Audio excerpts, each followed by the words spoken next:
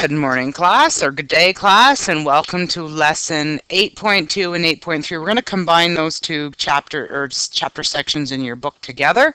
They both deal with compound interest. Last lesson we learned on the first type, which is called simple interest. Compound interest is a little bit more to it, so it's a little bit more mathematical calculations required.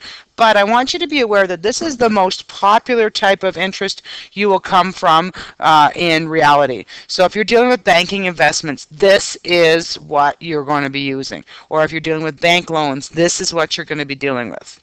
Okay? So let's take a look. This is the second type of interest, and it's called compound. Okay?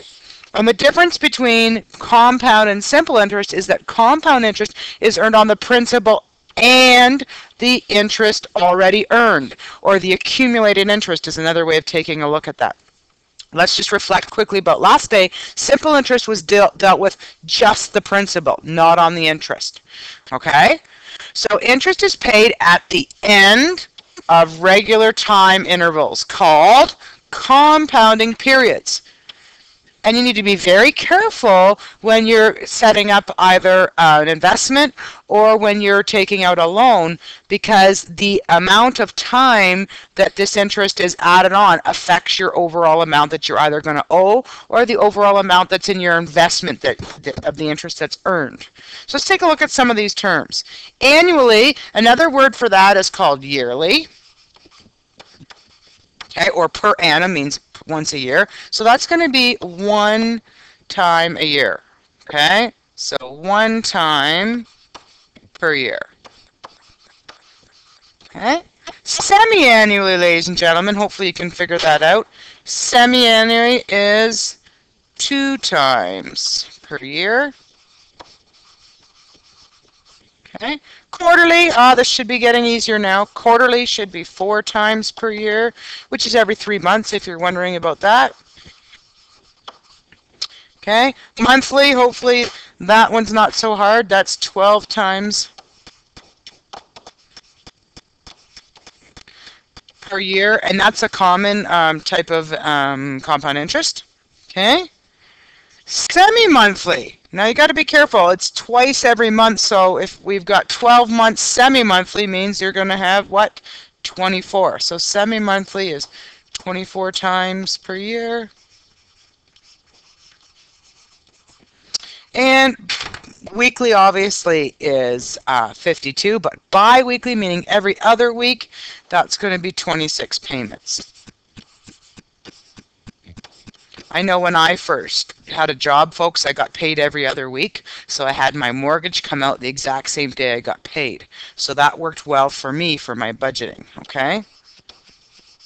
Sometimes the banks will tell you what, specifically what time intervals or compound periods you can do. But in other cases, you have a little bit of flexibility if you're setting up a new either investment or a loan.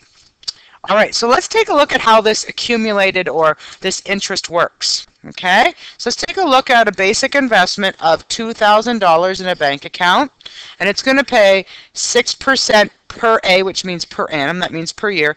And you'll notice we got some new words coming in here. Compounded annually. The question is, how much money will you have in 5 years? So we're looking for the total here at the end here. All right. To start off with, year 0, just remember year 0, we didn't have any to start with, no interest is earned, but at the end of year 0, we had $2,000. That's what we carried forward to the start of the next year. So the start of the next year, we have $2,000. So that's how much money is in our bank account, or in the pot of money. So you take $2,000, you time it by its interest rate, which is change it to a decimal, 0.06, and it's put in for 1 year. Plug it in your calculator, ladies and gentlemen, and you'll notice that, hey, you earn $120. So add that 120 on, you now have in here $2,120. Now we're going to take that amount, and that's going to be the start of the balance for the next year. So it's being what's called compounded. Okay? So instead of having a principal to calculate your interest on for year 2, we're going to use the principal plus the interest there. So it's going to be a little more now. So it's going to be $2,120 times 0.06 times 1.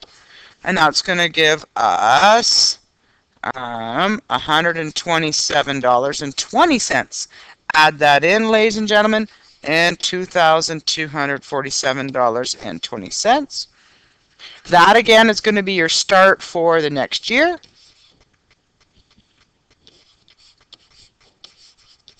Okay, and then that becomes the principal that we notice how the interest keeps getting bigger and it gets added on and added on. Okay.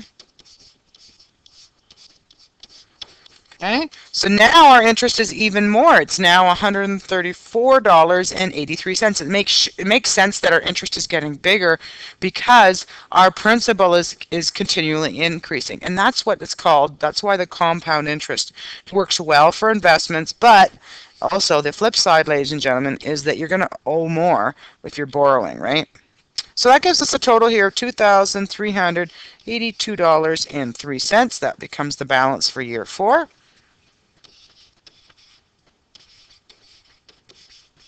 Take that amount, that amount, and times it by 0.06, times it by 1, and now we're at $142.92. Plugging that in our calculator, $2,524.95. We're almost done, guys. It's important that you establish the difference here. That's why I'm showing you all this work. You're probably saying, Mr. Hart, do we have to show this work all the time? I'm going to say no, because down below here we've got a nice formula that'll make you do it all at once. Okay. And when I'm finishing this up, take that amount, times it by the interest rate, times by 1 year, $151.50. Put dollar signs in so it looks all official, guys. And our grand total is $2,676.45. Okay? So, my question is, which function best represents compound interest? Explain using the table of values. Well, if we try to do something, ladies and gentlemen, and we want to represent this, it's growing faster and faster and faster. So you guys automatically know it's not linear, okay?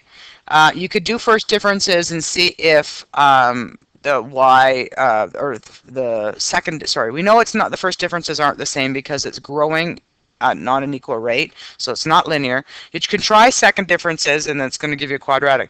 But I want you to try y ratio. So I'm going to use a different color here and try to do y ratio. And just remember, y ratio is your lower divided by your upper. Okay, so if I take $151.50 and divide by the upper one, I'm going to get 1.06. And 1.06, 1.06, 1.06. So by taking the y ratio, notice the y ratios are all the same, so this gives us an exponential function.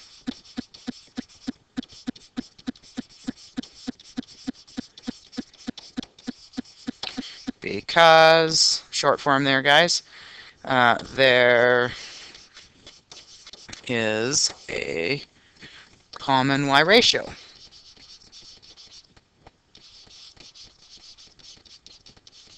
Of 1.06. Okay, so each year it grew another 6%, another 6%, another 6% because it's called compound interest. Isn't that cool? All right, so here's the formula, ladies and gentlemen. Some of these letters are going to be new, but a couple of them are going to be the same. So taking a look, this is the interest formula for compound interest. Notice, ladies and gentlemen, there's an exponent there that shows you that it's an exponential relationship or exponential function. And A is the amount at the end. That's the future value, which we've taken a look at before. So that's the same. P is the principal, the same as the start. But what's new are these two things. I, okay, and N. Each I and N has a little bit of mathematics involved. Okay. So I is the interest rate. How do you figure out the rate? You got to take the rate as a decimal divided by the compounding periods per year. Because depending on how frequent it is, you may have more. For example, if it's compounded monthly, that interest is going to be added in 12 times, versus if it's compounded yearly, the interest is only added in once. So that plays a role in both the I and the N. Whereas N is the number of total compounding periods, which is the number of compounding periods per year times the number of years. Okay? So before we get into some math problems, let's just practice how we can figure out I and N. And you'll find out that one value gets repeated. So let's take a look at I. So let's figure out that interest rate. Okay, how do you figure it out? Is the rate, so you take the percent, change it to a decimal, 0.054, and it says CM. Those are short forms, not centimeters, compounded monthly. So how often is monthly? That is 12. And you just leave it like that, and the calculator is going to plug that in and do the work for you. Okay? And N, ladies and gentlemen, equals the number of compounding periods per year, which is 12. That's that same number repeating times the number of years, which is 25. And that's a quick calculation in your calculator, 300. That is the most common, ladies and gentlemen, type of mortgage people set up. They usually set up a compounded monthly mortgage for 25 years. All right. Okay, let's take a look at the second example. Okay, if I'm going to do I here, even though it's a percent, even though it's a decimal to begin with, it's still expressed as a percent, so still divide it by 100. So 0.002 divided by CSA. What's the short form for that? Compounded semi-annually. So that's twice, so every 6 months. Let's leave it like a fraction. And N, ladies and gentlemen, is, again, how many compound periods per year, which is 2, times the number of years, which is 5. So that's 10 years.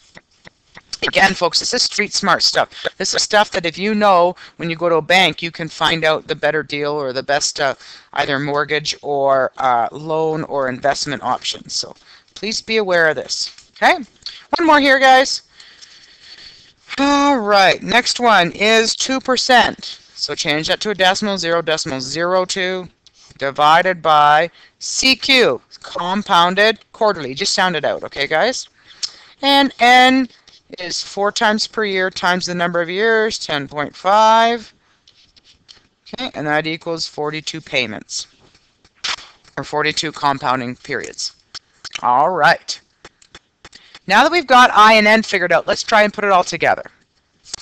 All right, taking a look here, example 1, calculate the amount of each investment and the interest earned. So we got 2 different questions here. Okay, first one, ladies and gentlemen, $5,000 invested. The 5,000 represents the principal. Remember, with financial calculations, you always show your givens and information here. Okay. The other thing we know is, first of all, we know that it's compounded, so that's telling us it's not simple. So I know as soon as I see compounded that I've got to do I. And you take your rate, change it to a decimal, 0.049, divide it by the compounding frequency semi-annually. So that's going to be divided by 2. And then we can figure out N, because how many compound periods per year, which is 2, times the number of years, which is 5. So N equals 10. The 2 things we're asked to find, ladies and gentlemen, we need to find A, which is the total amount, and we also need to find the interest amount. So let's start with A first. So A equals P1 plus I all to the N. Now when we're dealing with fraction, ladies and gentlemen, you just have to take a moment and get used to how your calculator will work this out, okay? So let's substitute things in. So we got 5,000. Okay, I'm going to use a big bracket here, or you could keep it a curved bracket if you're plugging your calculator. But the interest itself, the I amount, needs to have its own little bracket here.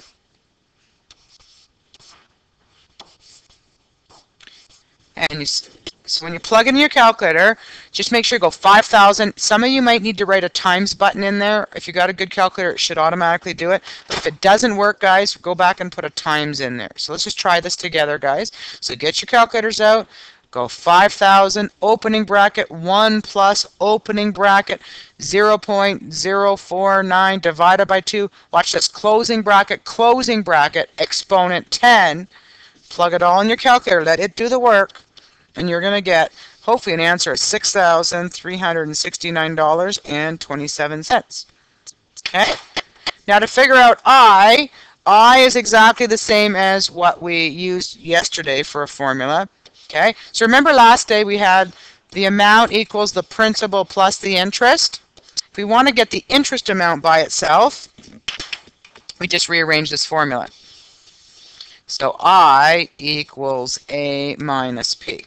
Okay, so let's sub that in here. So I equals A minus P. So the total amount is $6,369.27. Subtracting our initial amount, or our principal, which is 5,000. So our interest amount, or interest earned, is $1,369.27. So therefore, I'm going to start with that. $1,369.27. Here's where your units come in. In interest was earned to give a total, you could say investment amount, or amount, or value of an investment, total investment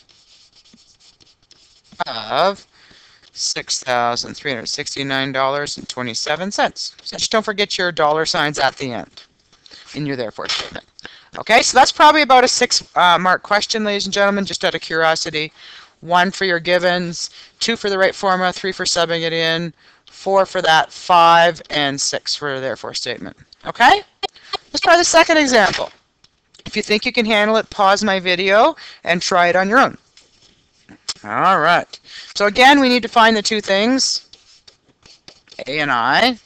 Okay, what's given this time? We know the principal equals 2,500. We know that it says compounded, so we know that we got to go I equals the percentage 0.035 divided by how often is it compounded? Monthly. So that's 12. And N equals 12 times per year times 1.5 years. Plug that in your calculator and you got 18 compounding periods. So which form are you using? A equals P times 1 plus I to the N. Sub in your information. And again, you got to have a double bracket here, okay? So you can do it this way, guys. If it's easier to use your, instead of using technically square brackets, I'm okay if you do this, as long as you know you have to have 2 brackets there. Okay, this is what your calculator looks like when you plug it in. They don't use really square brackets, they use round brackets, okay? All right, and again, your calculator does the work for you. Again, if you're having trouble, you might need to put a time sign in right there, depending on which calculator you use.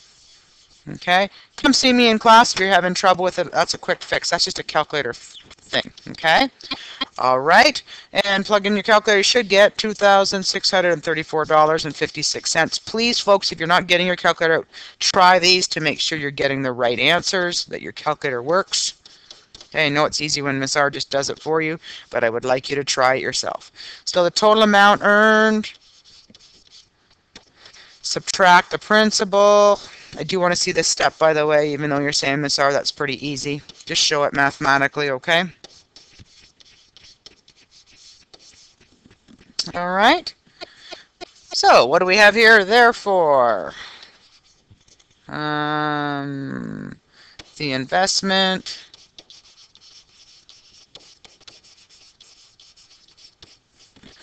has a value of $2,634.56, earning $134.56 in interest. Just double check when you're done to make sure that you've got your dollar signs there, okay, guys? All right. Let's flip on to the next page and do one more example here.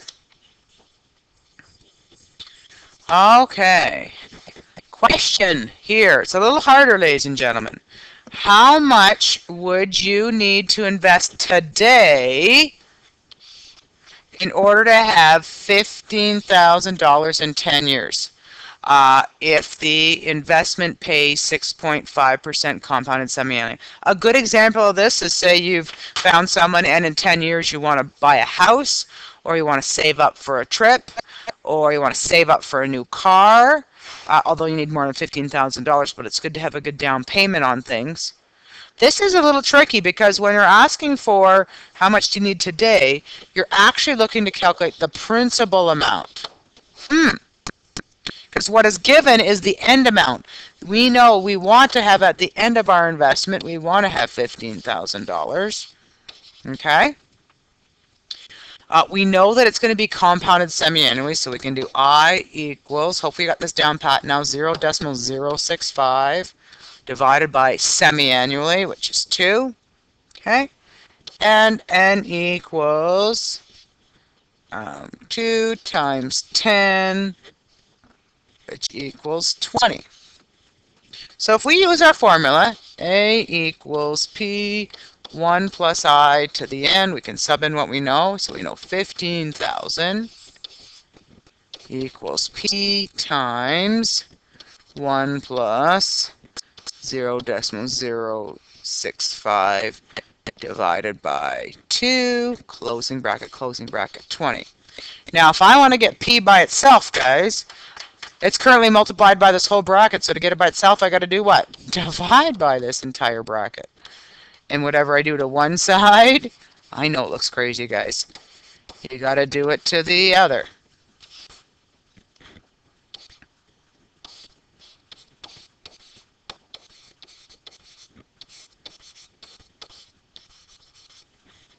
Okay? So we end up, I'm just going to rewrite this with P equaling 15,000 divided by, okay,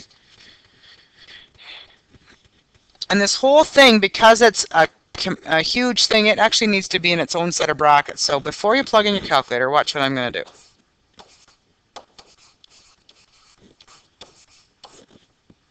So there's what it's existing, right? But because this is a divide by sign, this whole thing needs to have a third set of brackets. I know you're saying, hey, Miss R, this is crazy. But you plug it in, so you'll have 3 sets of brackets there, okay? So I apologize, I missed that other one right here, okay? So you have 3 sets of brackets, okay? Plug in your calculator, see if it'll work, okay? Hopefully you plug it in and you get principal equals $7,912.07. If you got your calculator work, great, because those are tricky.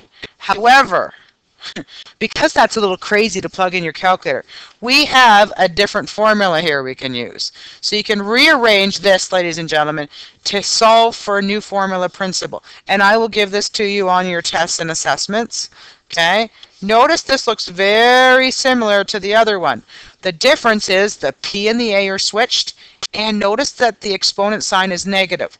That makes sense. So if I hop back up here, guys, see where I put the blue brackets? Okay? Remember, 20 is on the bottom. How do I make it positive? How do I get it off the negative to make it, sorry, let me back that truck up. How do I get that expression to not be in a denominator? Is I can take that whole expression, bring it up on top, and make n negative. So that would be negative 20. So let's show you how that works. Okay? So plugging this in, you've got P equals 15,000 times 1 plus 0.065 divided by, divided by 2. And then, guys, ladies and gentlemen, it's raised to the negative 20. Because that whole thing is now up top, right? And that's what happens there. Okay, plug that in your calculator. That'll probably be easier. Same thing as before. You don't need that extra set of brackets, so it's just 2 sets. Plug it in, you should get the same answer. Okay, so you got to be careful if it says how much do I need to invest today or how much will I have at the end. Then it'll tell you which this one. This is what you need for the words that say today or now. So if they say how much do I need now to have, this is a good retirement question. How much do I need to put a regular payment in now, or how much do I have to invest now so that when I retire I'll have enough money? I hope you had a discussion on that retirement question because that's a good one. All right, let's do a therefore statement. Therefore, you need $7,912.07 now or today to have 15,000 in 10 years. It's a lot of money, right, guys? Okay. Notice how much interest is being earned. If you want to have 15,000 and you're putting almost 8 in, based on that interest rate, you are looking at it getting 7,000 interest over 10 years. That's pretty good. All right, so just a cliffhanger here, guys. How much do you think Miss R needs to have in order to retire when she retires? And I'm retiring earlier than you are. And the financial institution says that when I retire, which should be in about 2028, 2030, I should have myself $1 million to live a lifestyle that I want, which means I want to be able to afford a car. I want to be able to travel. I want to be able to maintain my decent level of living. Okay? I don't need the frivolous extra things. I don't need a motorcycle. I don't need ATVs or snowmobiles. I don't need that stuff. But just regular living with some trips. So you need to question yourself. How much do you need? Because I'm a lot older than you are, right? So how much money will you need when you retire? And what year do you think you're going to retire? How old will you be when you retire? Those are great questions to talk to people in class about or to your parents about. Talk to them. When are they retiring? Maybe they have already retired. Who knows? Have a good discussion because it's worth talking about. Anyway, have a great day, folks.